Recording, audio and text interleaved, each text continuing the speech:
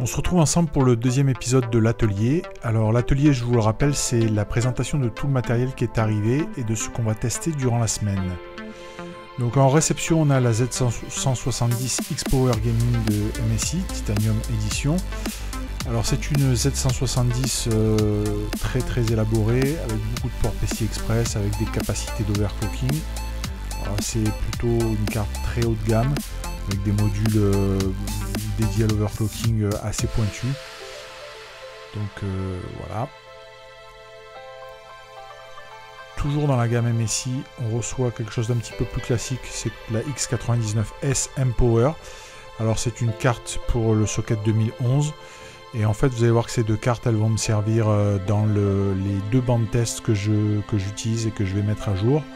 Donc on en profitera pour bien entendu regarder ces deux cartes en détail, puisque j'utiliserai ces deux cartes maintenant en permanence. On reçoit aussi de l'EVGA en GTX 970. Alors EVGA, c'est une marque américaine plutôt très haut de gamme. On la connaît pas spécialement, dans le sens où on voit pas trop de cartes pour le moment. Par contre, les cartes ont une excellente réputation. Elles ont un overclocking d'usine, mais un design, on va dire, un petit peu moins agressif de ce qu'on trouve chez les cousines MSI ou Asus, pourtant avec des performances de haute volée. Donc on va regarder un petit peu ce que ça vaut là aussi, sur une GTX 970, qui sont des cartes qui ne sont pas amenées à être changées tout de suite, même avec l'arrivée de Pascal, et sur une GTX 960, toujours avec un petit overclocking d'origine.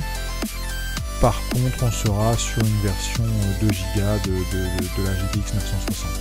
Alors ça tombe bien justement qu'on soit sur une version 2 Go. Donc là, vous voyez, c'est un format en plus, un petit format, le format micro pour les mini GTX. Ça tombe bien qu'on soit en 2 Go, puisqu'en même temps, je reçois de la GTX 960 de chez Zotac. Donc la Amp Edition, c'est aussi quelque chose d'overclocké, mais en 4 Go. Donc ça va nous permettre de tester vraiment l'intérêt d'une 2 et d'une 4, même si les prix ont tendance à se rapprocher. On va voir vraiment si ça a un intérêt. Ça, c'est pour les composants. L'autre gros morceau, c'est un portable Acer Predator, donc c'est la gamme gaming de chez Acer. On l'a vu avec les écrans, il y a eu un gros effort qui a été fait du côté Acer sur la qualité de ses produits Predator. Là, on a un portable avec un écran 17 pouces, donc c'est quand même plus sympa de le sortir. Je fais un peu exception à la règle, mais déjà pour vous montrer. Donc 17 pouces, un gros Core i7, une GTX 980M, un écran G-Sync, un look plutôt sympa. Donc bon, on rentrera dans les détails évidemment avec ce portable. Look plutôt sympa. Voilà, bonne qualité de finition. L'autre point intéressant, c'est la présence d'un DisplayPort 3.0. Donc ça, tous ceux qui suivent un peu l'actualité savent à quoi ça sert, on l'abordera. Et je reviens sur les deux cartes mères, puisque les deux cartes mères reçues ont pris place sur les deux bandes test que j'utilise. Donc ce sont deux produits qu'on verra régulièrement.